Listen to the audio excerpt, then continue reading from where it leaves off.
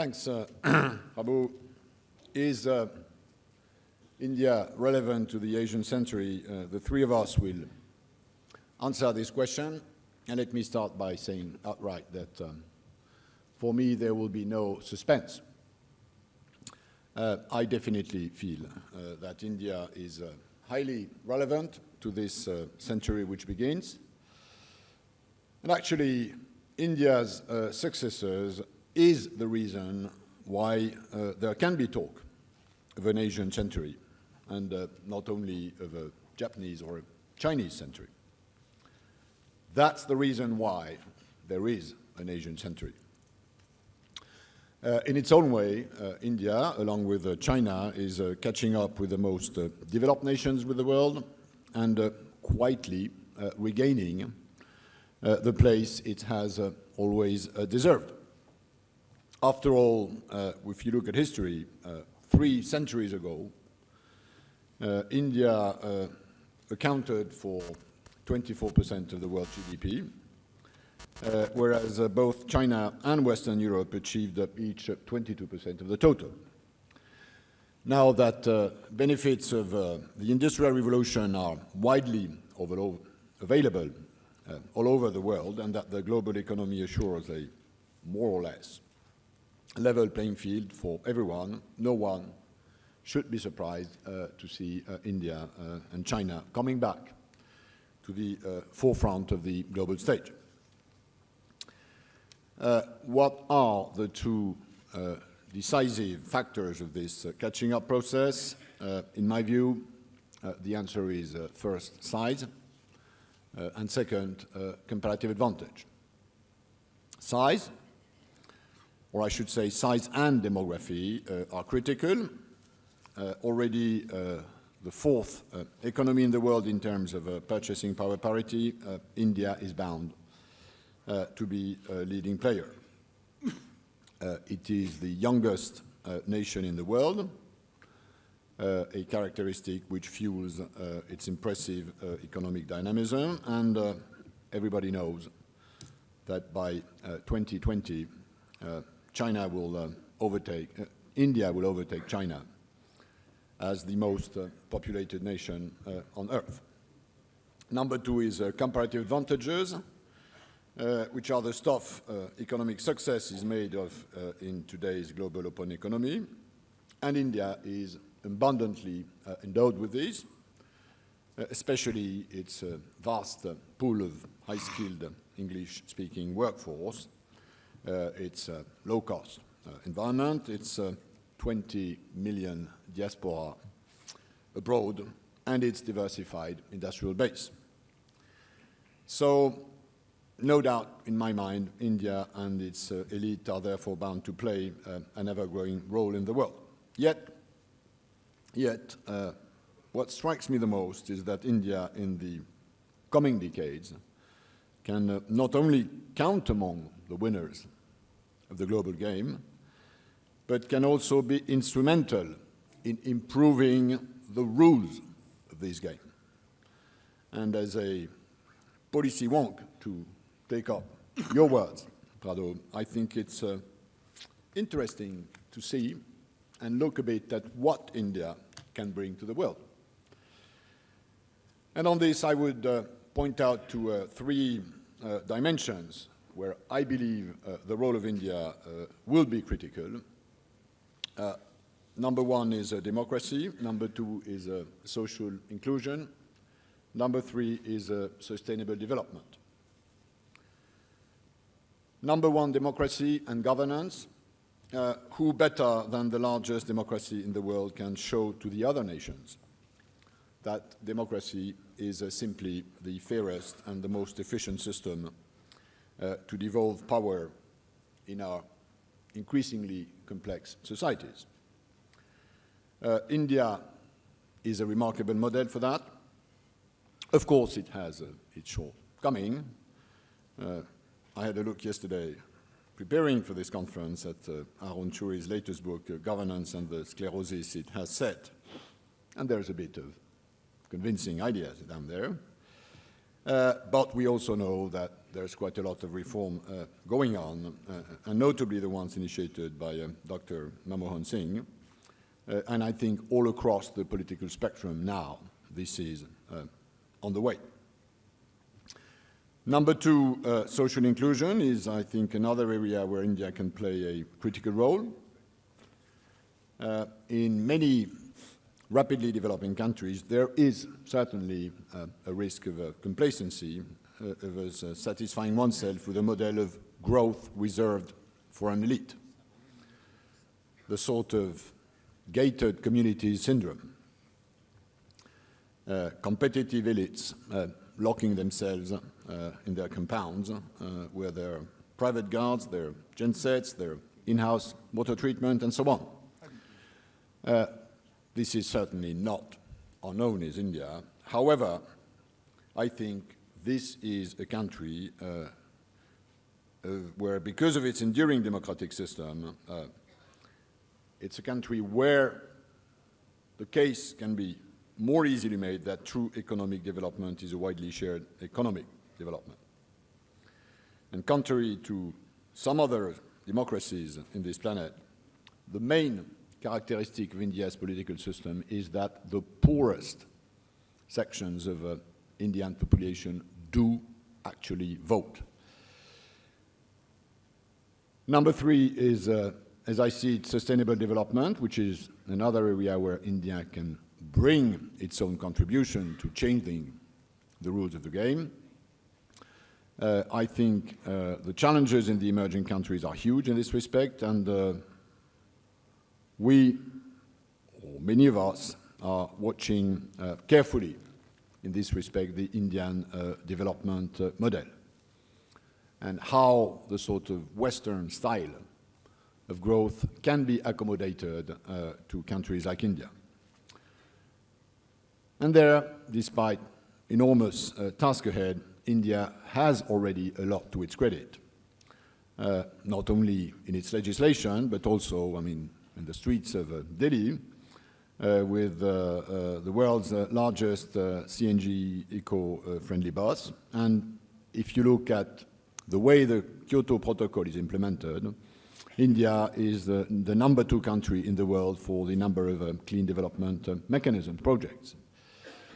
So, because of your vibrant NGO sector, because of the attention your public authorities have given to that, because of what your Supreme Court has said about that, I think there is a potential example to the world in this field. Now, this very same reasoning that India now is the reason why you can talk of an Asian century, because the benefits of globalization flow through this country, holds for my true pet topic, which is trade. We all know that India is already a leading player in the negotiations, which has been good for India. India's share of world trade has increased by 40% after the Euro round. And this is, I think, something which bodes well for the future. India is indeed, along with the US, probably the country in the world which has given birth to the best school of trade experts and analysts, including highly qualified representatives in the economists and economists themselves, such as my friend Jagdish Bhagwati, who will be speaking to you later on. However, as a global player, I think India now has to assume the role which its weight requires, that is matching its growing influence by taking further leadership in the negotiations. And on this, let me pay tribute to my former colleague Kamal Nath, whose determined and firm involvement was crucial in the deal we made last July in Geneva, and which resulted in reaching the midway signpost in the Doha development round. The synergy between India's domestic agenda of economic and trade opening and the WTO agenda is now working full speed. And now that India has secured modalities that provide a sort of insurance policy for its rural communities, I believe that industrial tariffs and services are the areas where India should now focus in the negotiations. India has also embarked on a series of bilateral trade deals within SAARC, which in my view was long overdue, within Asia, where many countries intend to balance economic opening vis-à-vis China with more trade respiration with India. And I see no problem in that, provided the compliance of these agreements with the WTO rules on the regional trade arrangements is respected. So back through trade to this question about Asia. As a result of all this, you see how much we in the rest of the world expect from China, from India. Economic achievements, competitiveness, of course, but also much more. And as a matter of fact, I'm so thoroughly convinced of India's relevance to the new century that I hardly see the point of even dwelling on it. The time of India's self-centered questioning is now fading away. Welcome to the era of the global debates and dilemmas, but by building a model of democracy and fast economic growth for a 1 billion plus population, India has already set an impressive example. And I think after this question, whether India relevant to the Asian century, the next question, but that's probably for next year, is how much Asia, hence India, is relevant for the global model we are building. Thank you. Questions like this one, is India relevant to the Asian century? It implies two things. One, will this be an Asian century? And second, the relevance of India to that. Now, this subject is not my forte. I was asked to speak on globalization, which I could speak a little bit on, but for this I had to do a lot of research. And then, when I come here, Sujit says, no, you cannot speak for 25 minutes or 20 minutes. You have to speak for 12 minutes at the most. So you must have noticed me cutting down half of what I wrote down. But ladies and gentlemen, being a businessman, I believe in being positive but realistic. That's what I'll try to be while looking at this question without indulging in wishful thinking. And that's not going to make me very popular. It is self-evident that due to both demographics and the rate of economic growth that we have, Asia will have a larger economic and political role to play in the world in the coming years or coming decades. Today, in pure dollar comparisons, Japan ranks number 2, China number 7, and India number 12 in the world by way of GDP. The moment we adjust it or correct it for purchasing power parity, then China is number 2, Japan is the 3rd largest economy, and India is the 4th largest economy in the world.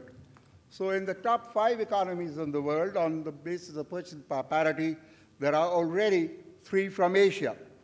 What more needs to be said? But will the 21st century be the Asian century? I wish it is so. But in my view, while Asia will be increasingly important economically, that's obvious, it might be stretching it a bit to say that this will be the Asian century. The creation of a powerful bloc needs clear leadership. The world's 3 major economic areas, Americas, let's say NAFTA, EU, which very ably was represented for many years by Mr. Pascal, and Asia, I said Asia, not ASEAN. In NAFTA, US is the undisputed leader. In EU, there is a German-French axis that provides joint leadership. But in Asia, there has been no clear leadership, nor do conditions seem propitious for its emergence. Asia has not been, nor is likely to be, a monolithic entity. There are at least 3, if not more, poles: China, Japan, and India in that order. ASEAN and South Korea have a balancing role to play. We may, of course, see a united Korea sooner rather than later. But these poles are all looking in different directions. And then there is the not-so-invisible hand of the US in Asia. Japan has traditionally not acted as an Asian country or as a leader of Asia. It has been too concerned, in my view, with gaining and maintaining its developed country status, secure under the United States security umbrella. And its World War II record makes its dealings with Asia difficult. India's self-image and acceptance of its leadership by other countries in the region are at variance. The only countries, I'm sorry to say, we have not had problems with in the neighborhood are Bhutan and Maldives. That leaves China to don the leadership mantle. But India and Japan will not acquiesce to this easily. In this, they would be ably supported, I believe, by the US, for it is in the US interest to keep Asia divided, as it was in the US interest to see a united Europe. Furthermore, besides the lack of political and social underpinnings, Asia lacks even economic underpinnings. The route to Asia's stomach is via the US. The economic growth in Japan, ASEAN, and China has been and is fueled by exports to the US and investments in these countries by US companies. The US is also India's largest trading partner, and the Indian IT and IT-enabled services industry are on a US umbilical cord. The structure of the trade within Asia is changing. China today imports more from Asia than does Japan. A recent study by the National Bureau of Economic Research of the United States concludes that China is on the whole likely to impact negatively the economies of all countries in Asia other than Japan and South Korea. I'm not going into the reasons, no time. Thus, Asia is unlikely to challenge the US and EU duopoly in the political or economic spheres. There may be opportunistic, shifting alliances between US, China, Japan, India, and Russia in various combinations on different issues. Maybe you have heard this one, but it is worth retelling. A Chinese is boasting to an American about the coming Asian century. The American begs to differ. Why, asks the Chinese. Because our Asians are better than your Asians, replies the American.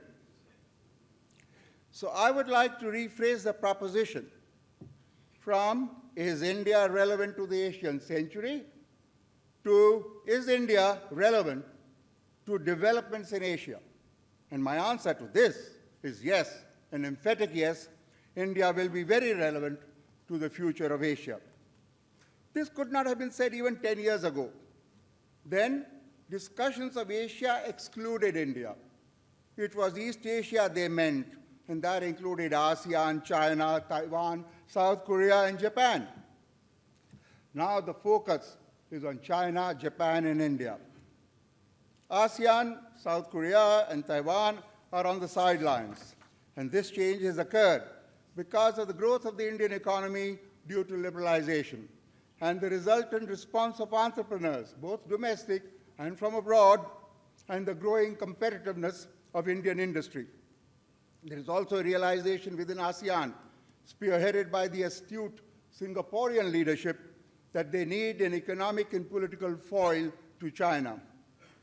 Despite its continuing investments in China, the US appears to be changing its view of China from being a strategic partner in the Clinton years to being a strategic competitor.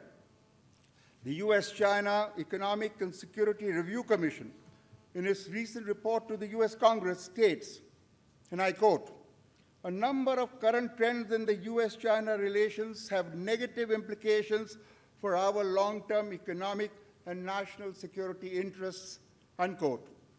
The US seems to want to build a coalition in Asia as a counter to China.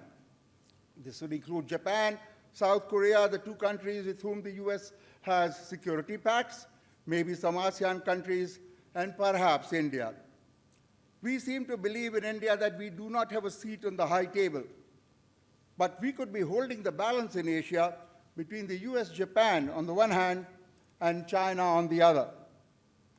We should be following, I believe, a friends with everyone policy, even though strategically our interests may lie more with the US-Japan axis than with China. The starting point has to be the realization that East Asia needs us as much, if not more, than we need East Asia. And this will result in a more confident approach to East Asia than the current approach. In the economic sphere, our self-doubt has led to unnecessary, I believe, FTAs with ASEAN countries, Thailand, wherein we stand to gain, I believe, little, but may create avoidable difficulties for Indian business. An FTA with China is on the cards with a joint working group already set up, and I have reservations whether this will be in the interest of Indian industry and economy. I know what the US is doing, but I not only believe in multilateralism under WTO, but I don't think these are in our totality of interests. Both the US and China are likely to use the Pakistan card, and we heard Shaukat today, to keep us in check.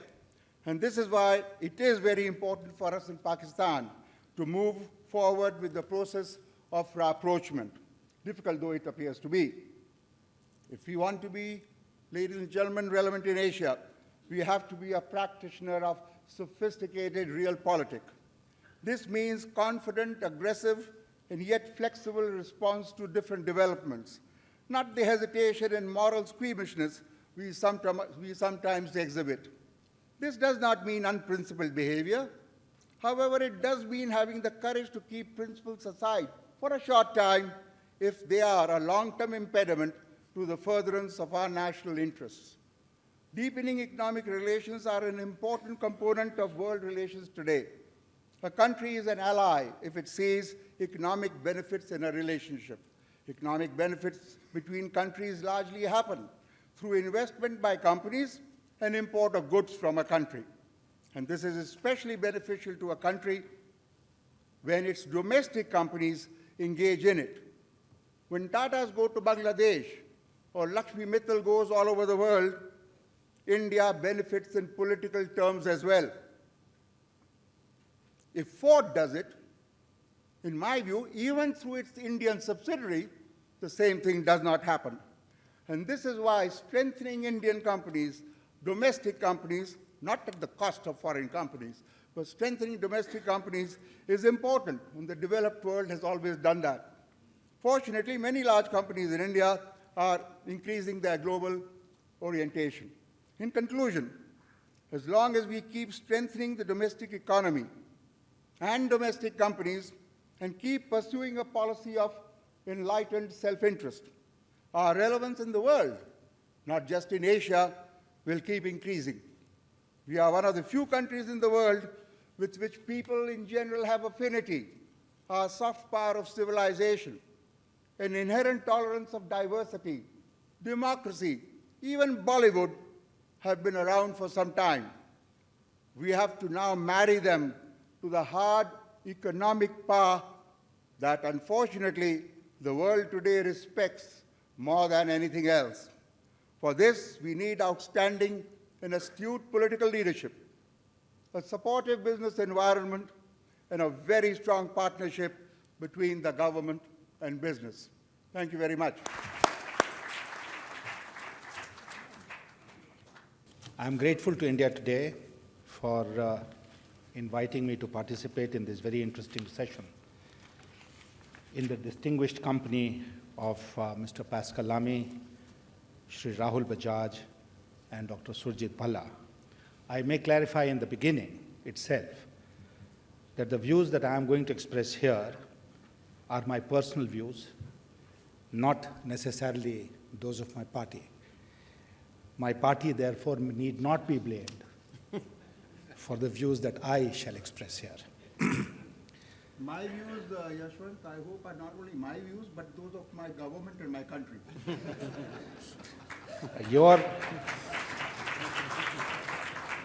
I was listening very carefully to what Rahul Bajaj had to say, and I was wondering to what lengths one can go in order to be different from the others.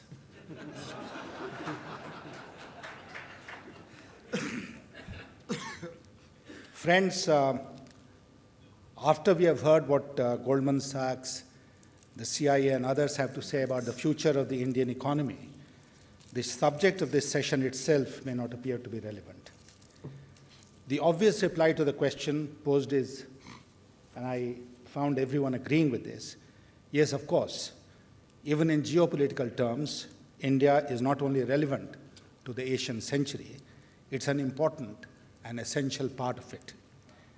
If India and China are the star performers of the global economy today, and if India is going to become the third largest economy in the world after US and China in the next 30 years or so, there cannot be an Asian century without India, just as there cannot be an Asian century without China. In geopolitical terms, the reason why India is being taken more seriously now than ever before since our independence is not far to seek. The nuclear tests of 1998 and the masterly management of its aftermath created a new respect for India. Simultaneously, the emergence of India as a vibrant, fast-growing, steady, and secure economy has created a new confidence in India and Indians the world over. The image of India has changed dramatically. India has arrived on the global scene, both strategically and economically. India had arrived on the global scene earlier also, soon after we gained independence in 1947. Since India was the first major country to achieve independence and her freedom struggle had a strong moral content, she automatically emerged as a leader at the world stage. Morality, however, could not sustain that preeminence for long in a bad and selfish world, and we gradually lost that position. This time around, it is different. India's preeminence is based on solid foundations, both economic and strategic. This time, therefore, we should be able to maintain our position if we do not make some terrible mistakes.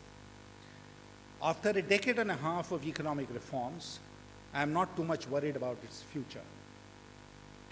There is a strong national consensus in the middle of the political spectrum for economic reforms. The opposition to them from the left and the right is getting increasingly irrelevant. The consensus in the middle, however, must hold. If serious political differences develop between the two major political parties in the middle, that consensus may crack. One only hopes that the parties in the middle will do nothing to endanger this consensus. The responsibility for this lies largely with the party in power. Strong economic growth must continue to be our most important mantra. We should meet the challenge of globalization confidently and demand and secure equitable terms for ourselves and for the rest of the developing world. Growth and globalization will also solve the problems of poverty and unemployment. To my mind, therefore, the challenge to India's relevance to an Asian century and to the rest of the world will lie elsewhere, both within and outside India. First, the challenge is within. We cannot solve the problems of tomorrow with the mindset of yesterday or the instruments of yesterday. We are justifiably proud of our democracy. there is no doubt that democracy has taken firm roots in India. Our electoral system, however, has developed many fault lines. The experience of the system since 1952 shows that very often the people who have been thrown up by it have proved unequal to the task. I'm sure it's music to Rahul Bajaj. There is no reason to expect that the quality of the people in politics is going to change dramatically, or the many ills which have come to afflict the system will vanish suddenly on their own. The present system acts as a disincentive to merit, values, and decency in politics. The first past the post system does not even represent popular will adequately. Most importantly, it has now led to instability and emergence of coalitions based on convenience rather than conviction, opportunism rather than ideology. It has also often created extra-constitutional centers of power without accountability. The Constitution of India, therefore, needs to be fundamentally altered. We need to give ourselves a constitution which will seriously discourage the failings of the present arrangement, if not completely eliminate them, and make our electoral system less prone to malpractices and more representative of the popular will. We must be able to preserve and protect our democracy. We cannot do so for long if we do not urgently attend to this problem. What we need today is a national debate on the issue of constitutional and electoral reforms and urgent implementation of these reforms. We have talked a great deal about economic reforms over the last 15 years. We now need to reform our polity. Along with political reforms, we also need administrative reforms. Our bureaucracy has always risen to the occasion whenever there has been a crisis. However, in normal times, its functioning leaves much to be desired. We need fundamental reform in our bureaucracy, which will deal with its structure, procedures, accountability, and most importantly, its mindset. People will continue to be our greatest asset. We must, however, check the rate at which we are multiplying. We must also educate, train, and impart skills to our people so that they help not only India, but also the rest of the world. In the years to come, India will emerge not only as a manufacturing hub of the world, but also its biggest service and technology provider. On the external front also, the challenges are many. We live in an increasingly dangerous neighborhood.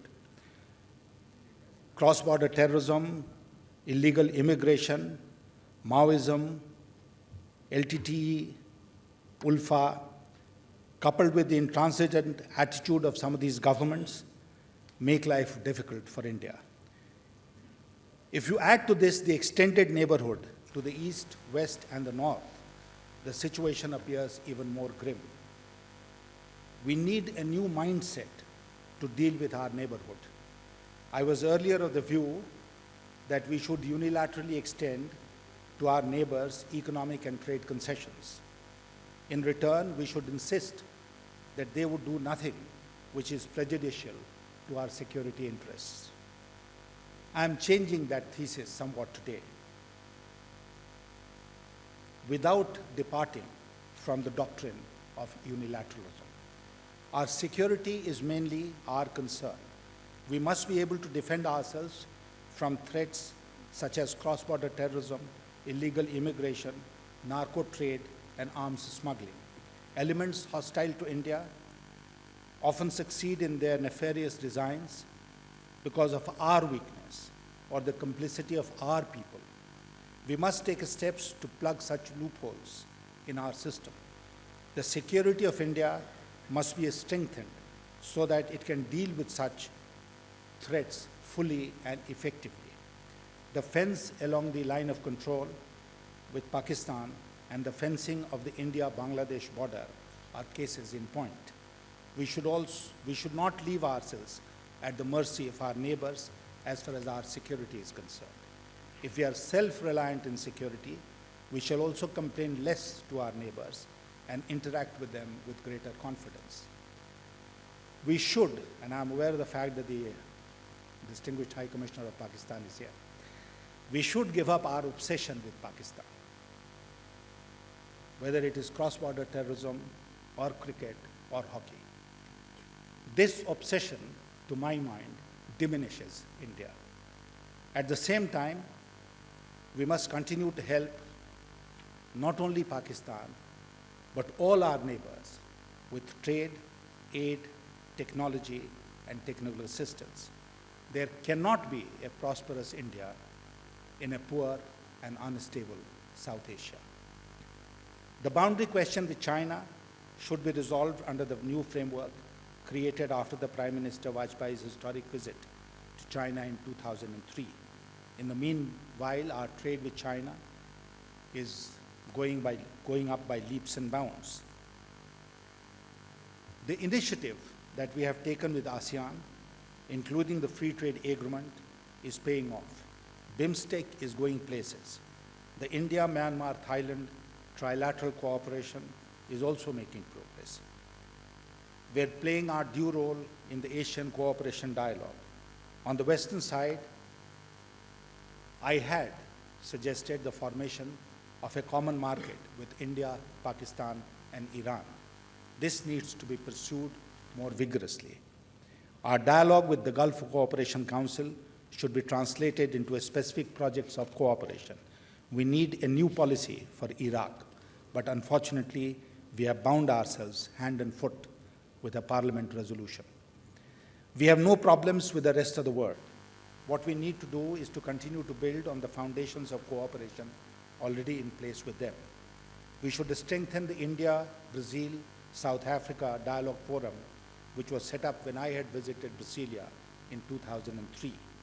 We should strengthen the Group of 20 in the WTO. We should play a leading role in the other G20 set up at the finance ministers level. We should also play a major role as a development partners of countries in Africa and Latin America. We should continue to press for a permanent seat in the UN Security Council with equal rights.